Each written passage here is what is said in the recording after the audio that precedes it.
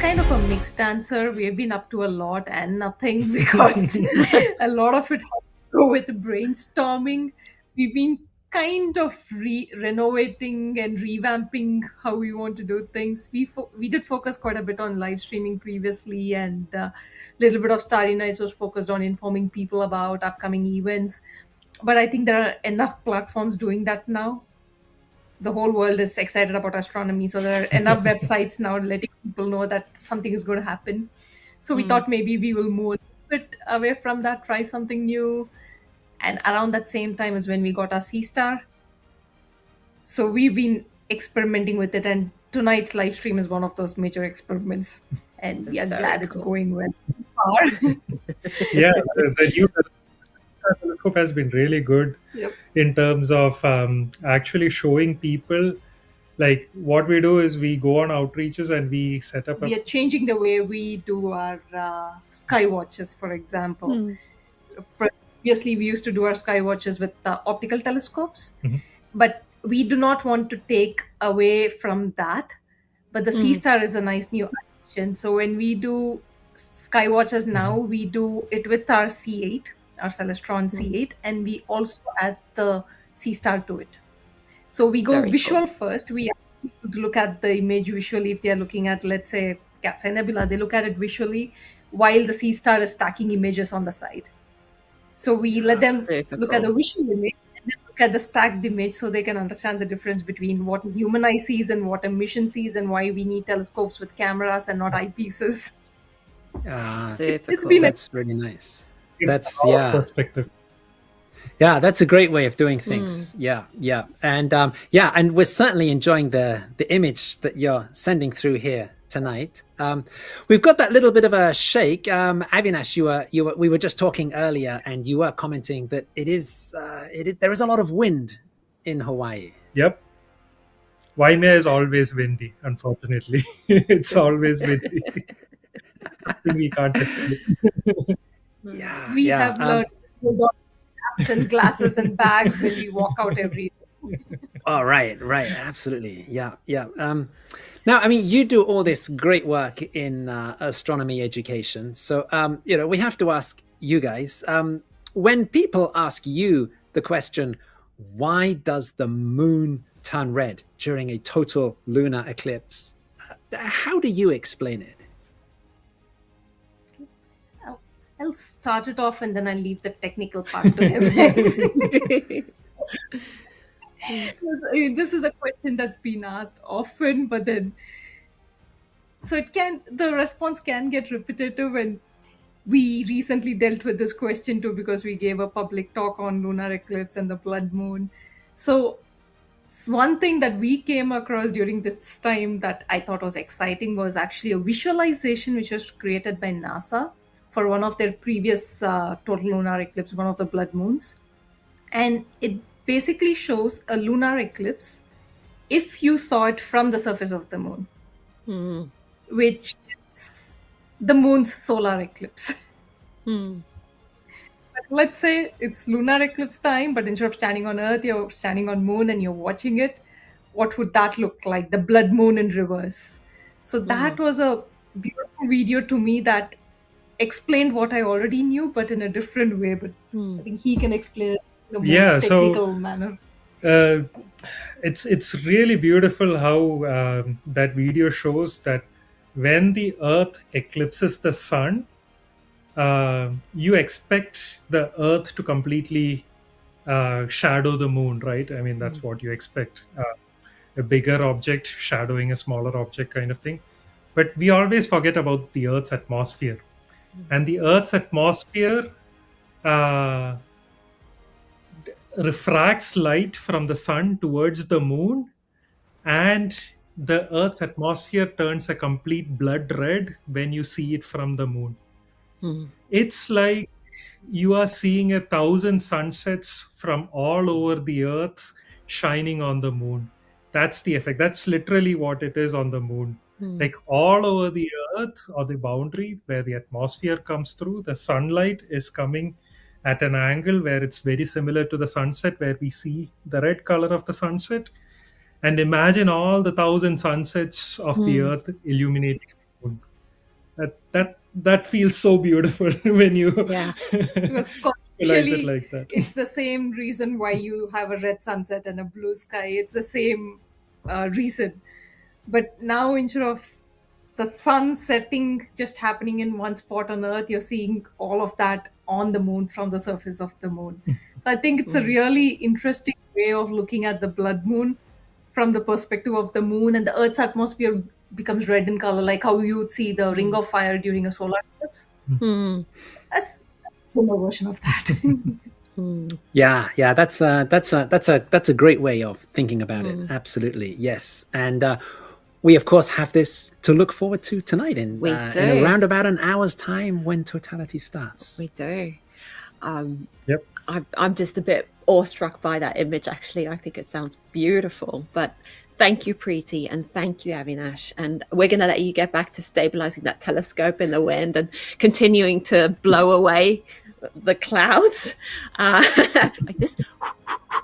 We're going to be back on timeanddate.com here with the total phase of this lunar eclipse. We're going to be talking with NASA's Dr. Noah Petro in about 15 minutes. He is part of the Artemis program, which is sending people to the moon soon. So we will see you back here.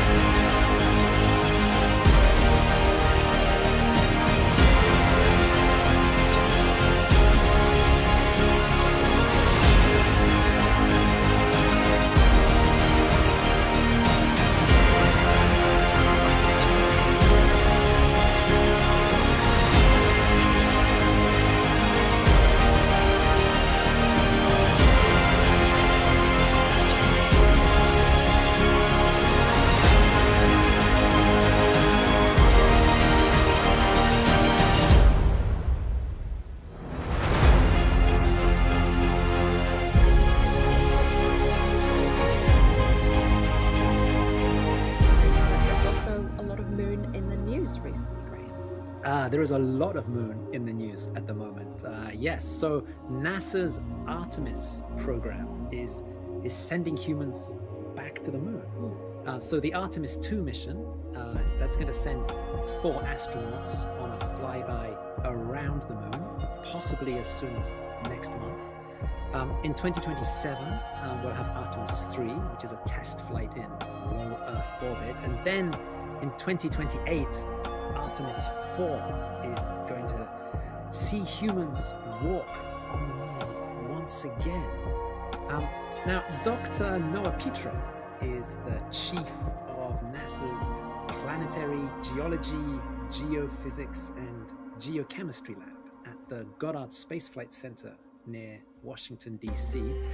He's the project scientist for the Artemis 4 mission. He's responsible for putting together the science program for when astronauts land on the lunar surface again. Anna, we talked with Noah back in 2022, just before the launch of Artemis 1. And here we are on the brink of the launch of Artemis 2. And Noah has very kindly agreed to come back and talk with us again. And there he is. Hey, hi Noah. Good to see you, Noah. And what a spectacular shot you have here. Oh, it's so stunning. Oh, it is looking so great there. Now, Noah, you are near Washington D.C. For you, it's just after 5:30 in the morning. So you're kind of heading towards daybreak. The moon is going to be setting soon. Have you been able to catch any of tonight's eclipse from your location? Unfortunately, no. Went out earlier, and we have a nice little snow layer on the back deck and a high cloud cover. So we are being eclipsed by Mother Nature, but Mother Nature always wins, and that's okay. I get a great view here, and I'll take that for today. I will say it's ever so slightly disappointing, but my 7-year-old son, till the last time I did this, he was a little bit younger. He's now old enough to get excited for eclipses, and he's old enough now to also get disappointed by eclipses. So he's learning some valuable lessons. Yeah. And speaking of disappointment, the Artemis 2 launch, there have been possible launch dates, February, March, now potentially April at the earliest. There's been some changes for the plans for Artemis 3, Artemis 4, and, changes, delays. And how is that for you guys working in the Artemis program? The changes that were announced last week, introducing Artemis 3 and basically pushing back my mission to Artemis 4, we accept that. It's a good addition. It introduces some new testing to the program. We welcome that with open arms. The delay of Artemis 2 in launch can be personally frustrating. For those that are working closest to the mission, it becomes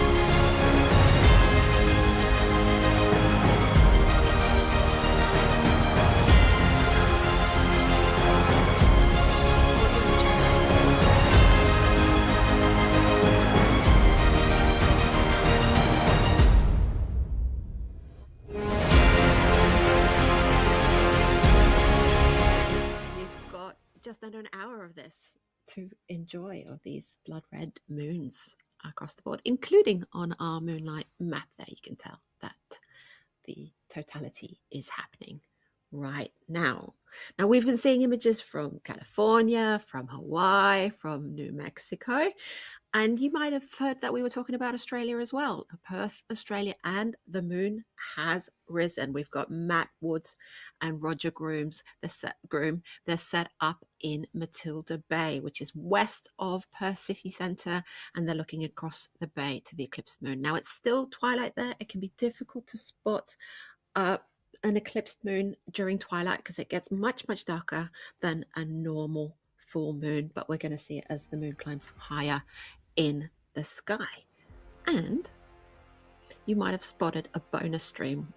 It says Dunedin, New Zealand here on the screen. And we didn't mention New Zealand earlier in the show, did we, Graham? But Yeah, so this is a great bonus feed we've got from our friends in Dunedin on New Zealand's South Island.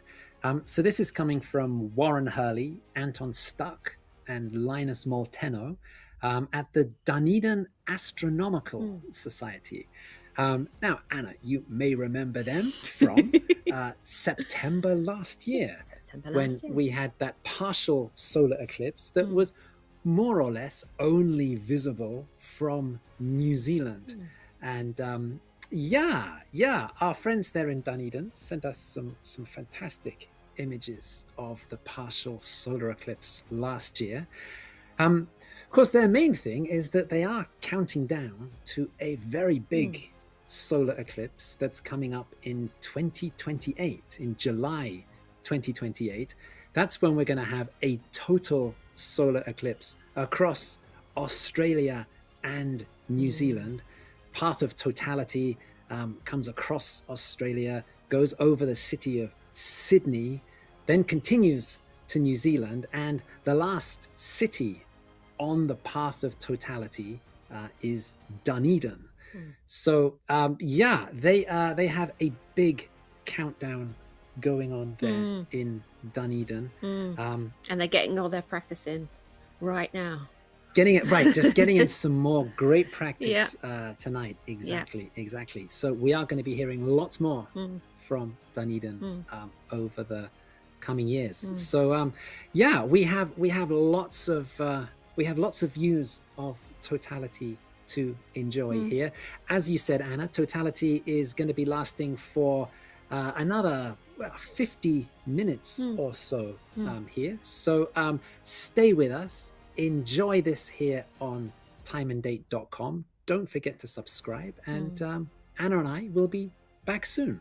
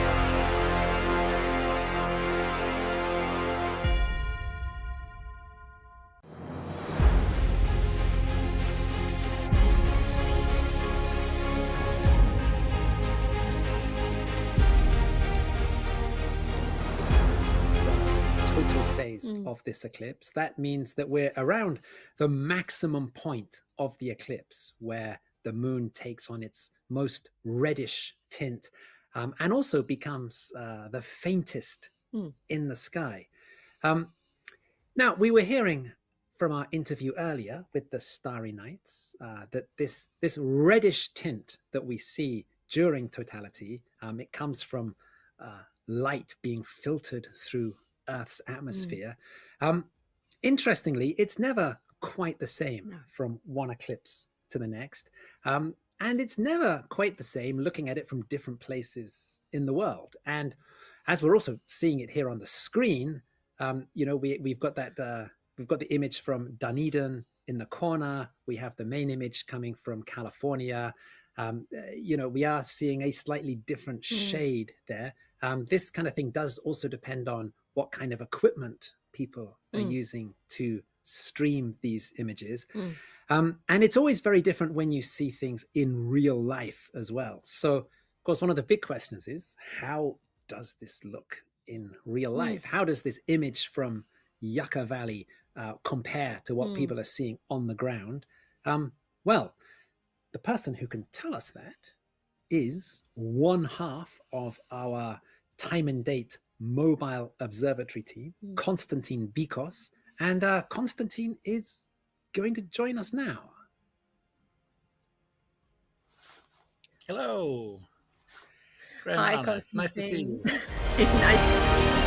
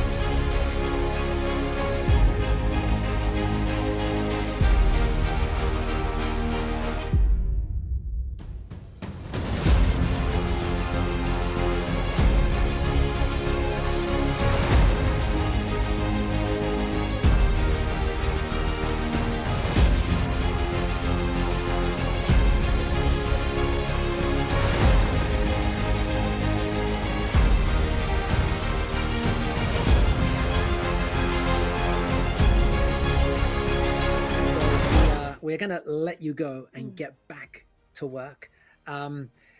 Keep enjoying Totality with us here on timeanddate.com. We still have another 20 minutes or so of Totality to enjoy. So don't go away.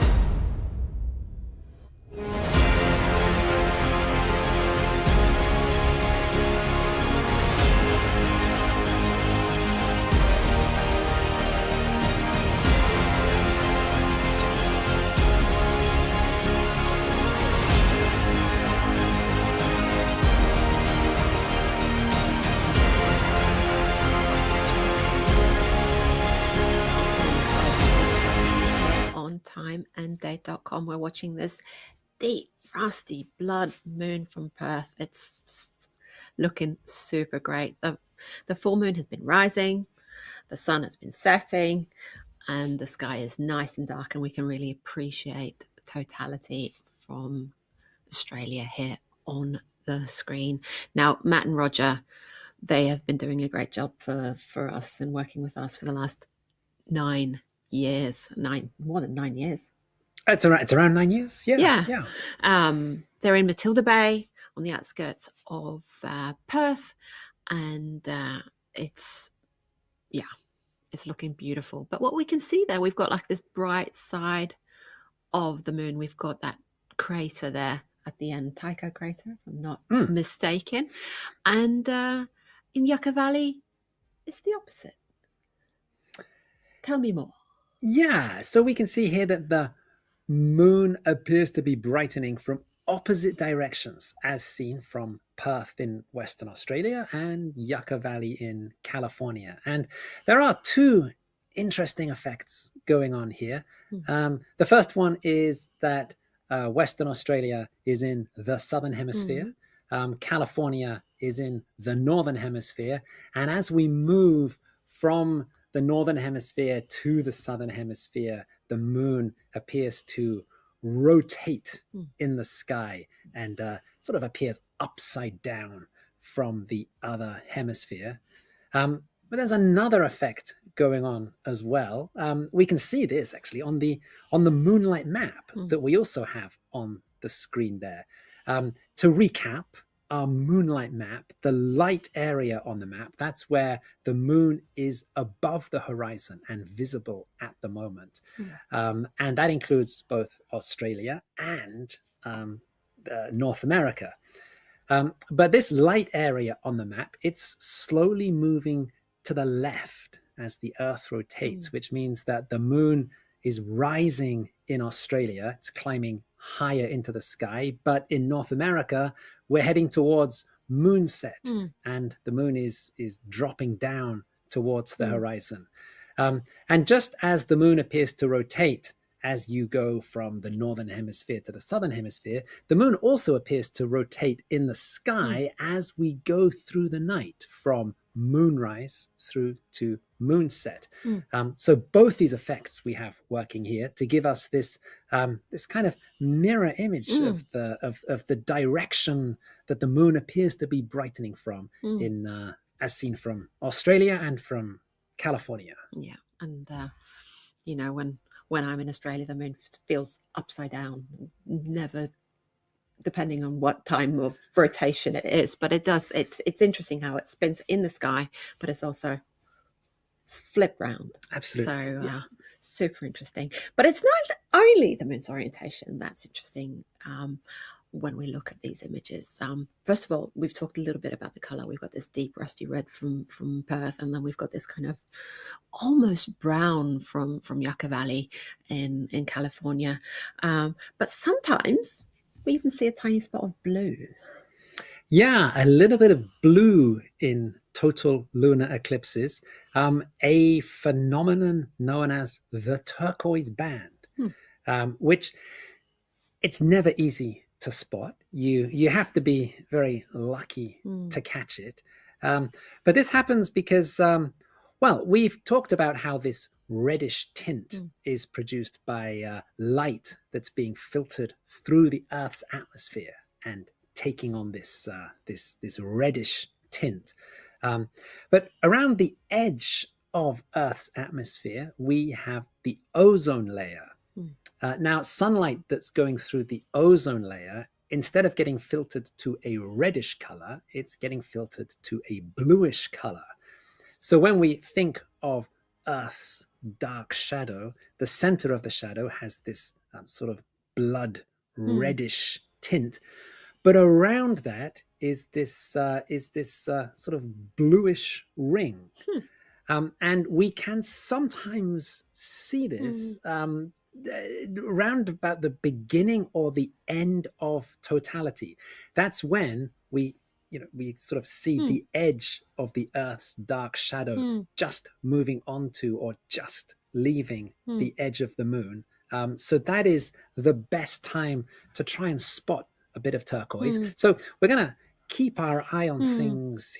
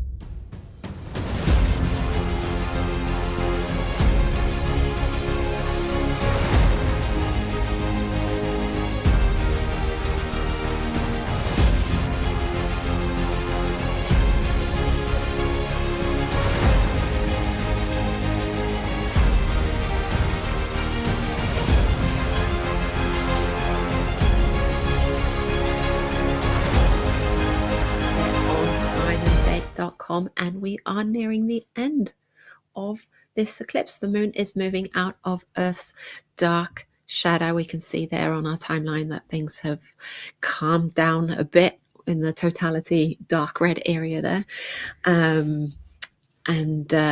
The partial phase of this eclipse will end about 45 minutes from now or so.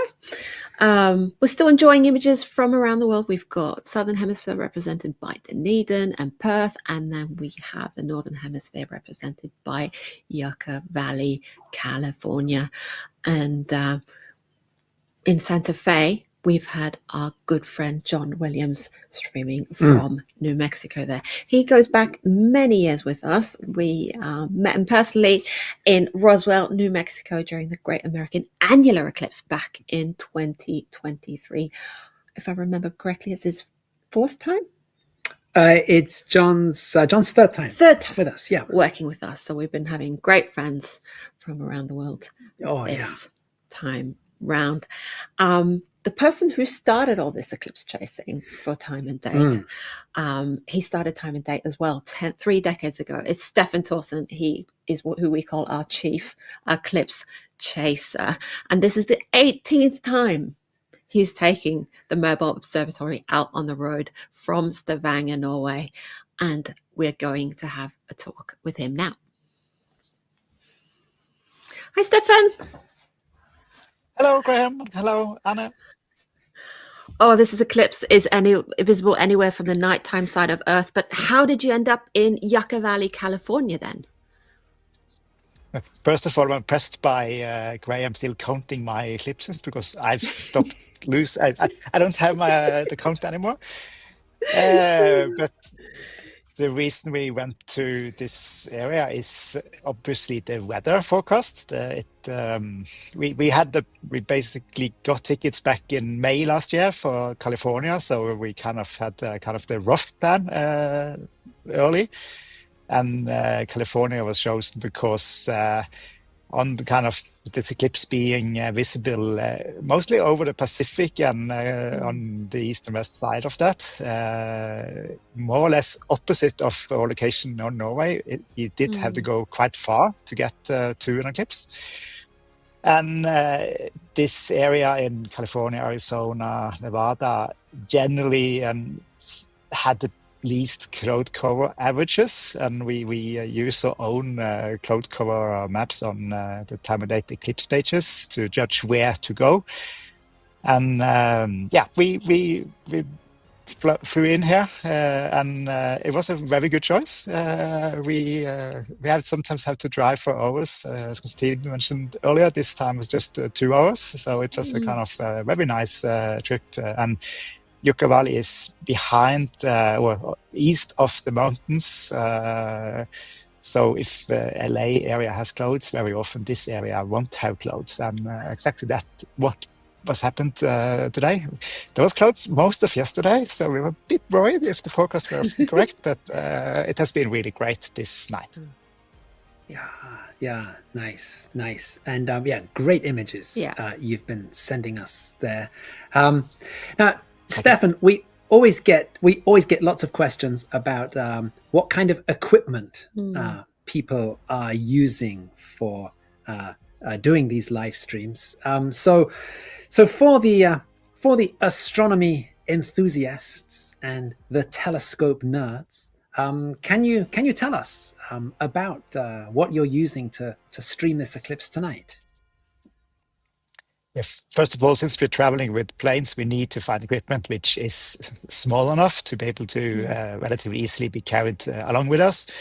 So the biggest telescope we can easily fit is a 6-inch telescope, which we use for especially the eclipse totality phase, because it is with a 6-inch aperture, it catches a lot of light and it's easier to get a good glimpse of the dark side of the moon. And we have a 3-inch telescope, which is the one we're currently seeing in the main screen, which is the bright side of the moon doesn't need so much light, so a 3-inch telescope does a really good job just on the bright side of the moon. And it's nice to be able to catch them both at the same time, because it's very different views of the bright and the dark side. In addition to that, we also have like a bit of small cameras, GoPros, and things for just watching or take time lapses of the entire eclipse. And we also have a video camera or DSLR that we'll use later to film the sunset coming up at the end of the eclipse for us here in Yucca Valley. Yeah. Now, I mean, you've mentioned sunset, sorry, moonset approaching. Moonset, moonset. Yeah. Yeah. Because what it's 4:30 in the morning local time for you, so we are getting towards the end of the night there in California. The moon is getting lower in the sky. When and where is the moon going to be setting for you tonight? Now we as I said, we are east of the mountains, so we kind of fantasized about having a place where we could kind of see the moon setting over the Pacific Ocean, which would have been fantastic. But then we would have more of we had more luck with clouds, so we went for something a bit more secure in terms of the weather. So the moon will be setting behind some great peaks, about 20 miles, 30 kilometers from here, at about 1 hour and 24 minutes. 20, yeah, from now. And we hope it might be a nice sight because it's some of these mountains also have snow. So we hope for a very nice, also as the mountains will be brighter in a way when the sunrise is about to soon happen. Yeah. So we think it would be nice. Yeah, that's great. And just to be clear, the plan is to keep the cameras running and to keep the telescope going all the way down until moonset. Yes, that's the plan. Yeah. So keep staying on. Yeah. Okay. And so, I mean, in UTC time, I think that's happening around about then 13:57 UTC. So we still have what 45 minutes of this partial eclipse to enjoy. But then after that's finished, we still have this. Fingers crossed, we have this this great moonset to look forward to. So we've still got a lot to look forward to, as Stefan reminded us there. Thank you so much, Stefan. We want to keep and I might watching. mention the moon also. The moon might be a bit red again because of getting kind of low in horizon. So it's a bonus tint color. Yeah. True. Bonus red moon. It's awesome. So keep watching to see that bonus red moon. And don't forget to look at our eclipse pages, a night sky map, and our other astronomy tools on timeanddeath.com. Don't forget to hit subscribe. There's a lot of fascinating eclipses coming up in the future. And we will see you back here soon on timeanddeath.com.